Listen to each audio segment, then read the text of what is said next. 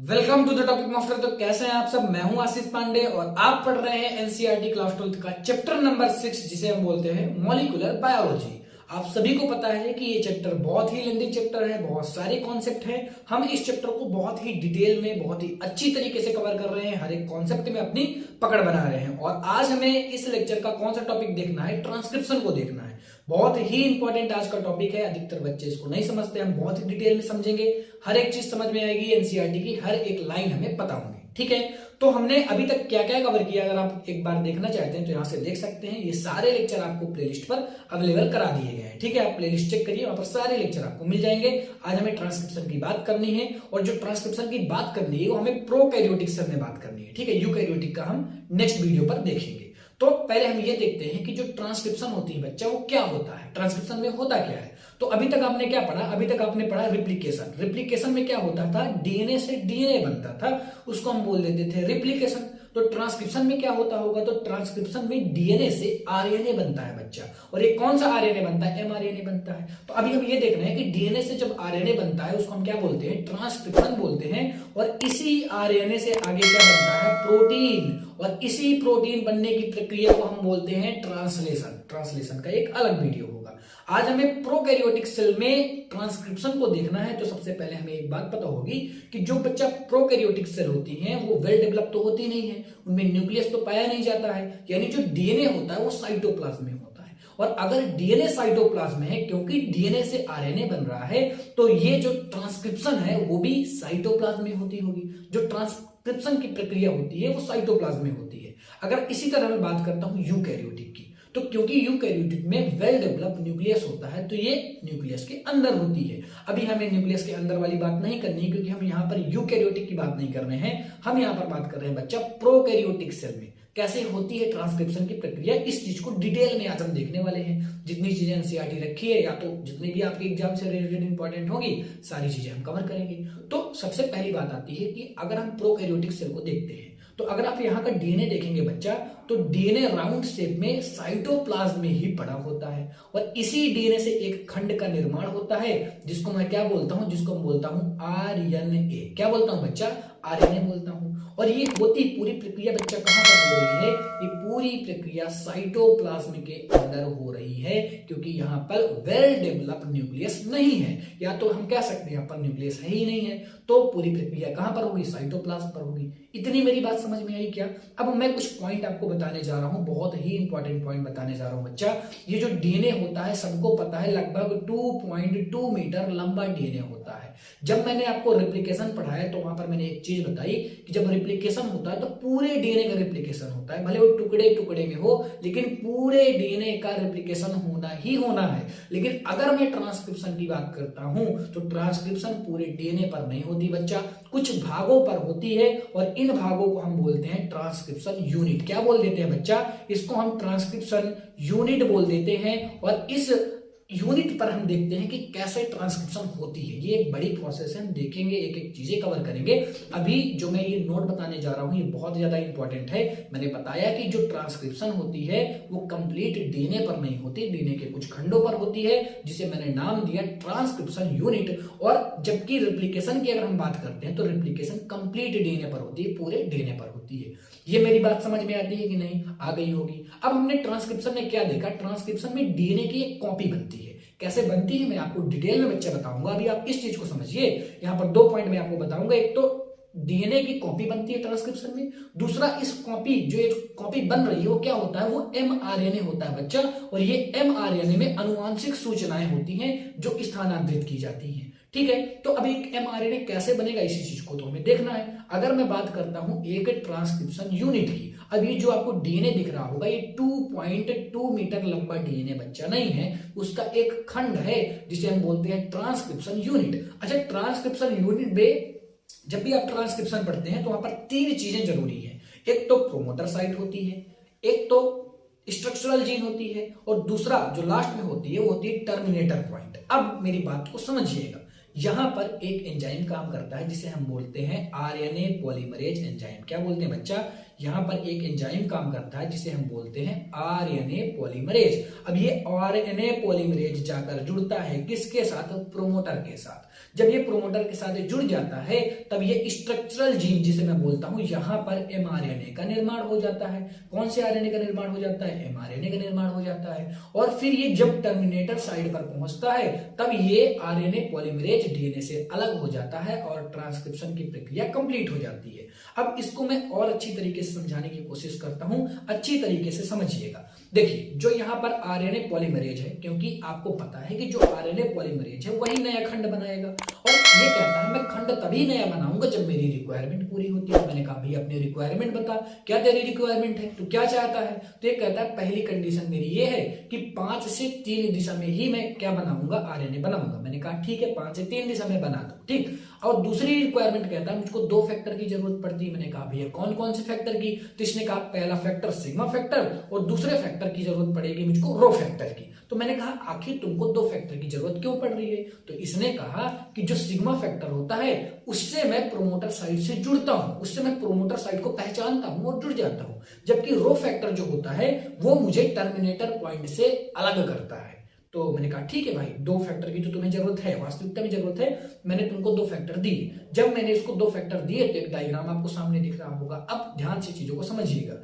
ये डायग्राम में ये क्या भीचा? ये है आरएनए पॉलीमरेज। आरएनए पॉलीमरेज में कौन सा फैक्टर लगा हुआ है? सिग्मा फैक्टर लगा हुआ है। और अगर ये सिग्मा फैक्टर लगा हुआ है तो इसको प्रोमोटर साइड से जोड़ेगा।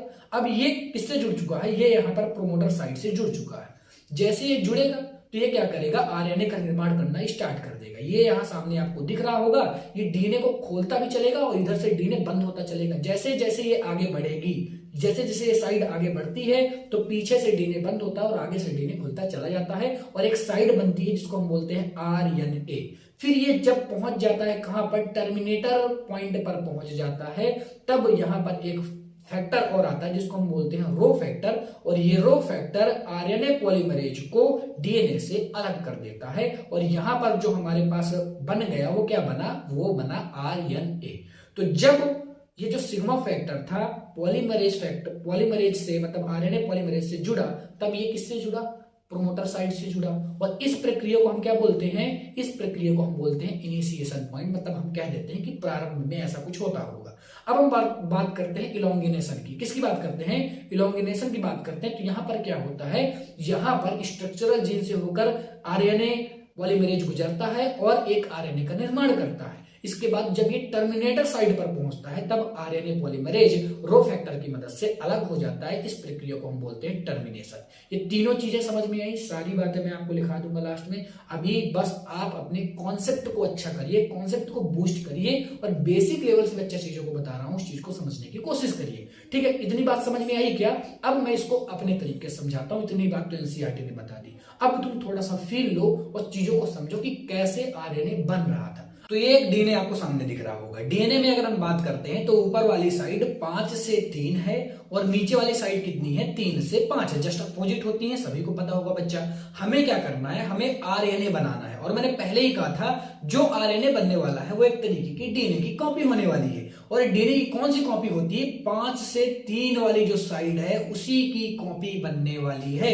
कैसे बनती है इस चीज को आइए हम थोड़ा सा डिटेल में देखते हैं। नीचे एक डायग्राम आपको दिख रहा होगा, बहुत ही क्लियर कट डायग्राम है बच्चा। इसमें हुआ क्या? अगर तुम ध्यान से देखोगे तो ऊपर वाला जो स्टैंड है, जिसे मैंने क्या कहा था, 5 से 3 वाला स्टैंड, उसकी एक कॉपी बनती है। और ये कॉपी कहां बनती है? ये कॉपी बनती है 3 से 5 वाले स्टैंड की तरफ। कहां पर बनती है बच्चा? 3 से 5 वाले स्टैंड की तरफ बनती है कॉपी। और अगर आप देखेंगे इस कॉपी में तो यहां पर बन क्या रहा है? इसको हम बोलते हैं आरएनए, जो कि क्या है? डीएनए की कॉपी है। अगर यहां पर आप ध्यान से देखेंगे तो ए की जगह ए आया है, लेकिन टी की जगह यू आया है। जहां पर टी होगा वहां पर यू जरूर होगा, बाकी सब कुछ कॉपी पेस्ट रहेगा। क्यों होता है? क्योंकि अगर मैं डीएनए की बात करता हूं तो सभी को पता होगा डीएनए में थाइमीन पाया जाता है, जबकि अगर मैं आरएनए की बच्चा बात करता हूं, किसकी बात करता हूं बच्चा? आरएनए की बात करता हूं, तो इसमें यूरेसिल पाया जाता है। और क्योंकि मुझको डीएनए की कॉपी तो बनाना है, लेकिन किस रूप में बनाना है? आरएनए के रूप में बनाना है, तो यहां पर थाइमीन की जगह यूरेसिल होगा। एक यही डिफरेंट आपको देखने के लिए मिलेगा। बाकी की सारी चीजें कॉपी पेस्ट ही रहेंगी और ये नीचे वाले स्टैंड में रख कर बनता है आरएनए। ये एक इंपॉर्टेंट बात थी। तो आपको इतनी सारी चीजें समझ में आई होंगी। अब एक बात मैं और बताना चाहता हूं, सामने डायग्राम को देखिए और इस डायग्राम को क्लियर करिए। देखिए, अगर मैं बात करता हूं ऊपर वाले साइड की, मतलब 5 से 3 वाले साइड की बच्चा बात करता हूं, तो क्योंकि इसकी कॉपी बनी हुई है, यहां पर इसकी कोडिंग हुई है, इसलिए मैं कहता हूं ये कोडिंग स्टैंड है, या तो मैं इसको बोल देता हूं ये सेंस स्टैंड है, या तो मैं इसको बोल देता हूं ये पॉजिटिव स्टैंड है। ये इसके नाम हो सकते हैं, अलग अलग नाम है, किसी भी नाम से बच्चा क्वेश्चन आ सकता है, तो आपको हर एक नाम को बहुत ही अच्छी तरीके से याद रखना पड़ेगा। और अगर मैं बात करता हूं जिसके ऊपर रख कर आरएनए बन रहा है, अगर आप देखेंगे तो नीचे वाले स्टैंड के ऊपर रख कर आरएनए बन रहा है, तो इस स्टैंड को हम बोलते हैं क्या, टेम्पलेट स्टैंड बोल देते हैं, एंटीसेंस स्टैंड बोल देते हैं, या निगेटिव स्टैंड बोल देते हैं, क्योंकि यहां पर कोई भी आरएनए नहीं बनता है। अब आप एक क्वेश्चन पूछ सकते हैं कि सर जब हम पढ़ रहे थे रेप्लिकेशन, तो रेप्लिकेशन में आपने बताया था कि रेप्लिकेशन का अगर आपने एग्जांपल दिया तो एक डायग्राम में बनाता हूं। ये मैंने क्या बना दिया सर, मैंने एक डायग्राम बना दिया। तो जब आप रेप्लिकेशन पढ़ा रहे थे तब आपने बताया था कि जो रेप्लिकेशन होता है वो दोनों साइड में होता है, मतलब जो न्यू चेन बन रही है वो दोनों साइड बनती है। लेकिन आप यहां पर कह रहे हैं कि केवल एक साइड ही आरएनए का निर्माण करती है, दूसरी साइड आरएनए का निर्माण नहीं करती। तो उसके दो रीजन हो सकते हैं। पहला रीजन तो ये है, जो आरएनए बन रहा है ना, वो नीचे वाले साइड पर हम कह सकते हैं या चैन पर रख कर बनाया जा रहा है। एक तो ये बात हो जाती है। दूसरी बात ये हो जाती है, अगर किसी तरीके से दो आरएनए साथ में बन जाएंगे तो ये साथ में किसी भी प्रोटीन को कोड नहीं कर पाएंगे, किसी भी प्रोटीन का निर्माण नहीं कर पाएंगे। और लास्ट में इनको करना क्या है, ये जो आरएनए है लास्ट में कर क्या रहा है, ये जो आरएनए बना ना बच्चा, ये लास्ट में करेगा क्या, प्रोटीन का निर्माण कर देगा, जिसको हम बोलते हैं ट्रांसलेशन, जिसको हम देखने वाले हैं नेक्स्ट वीडियो पर अच्छी तरीके से क्लियर कट देखेंगे। तो यहां पर दो चीजें आपको याद रखनी है बच्चा।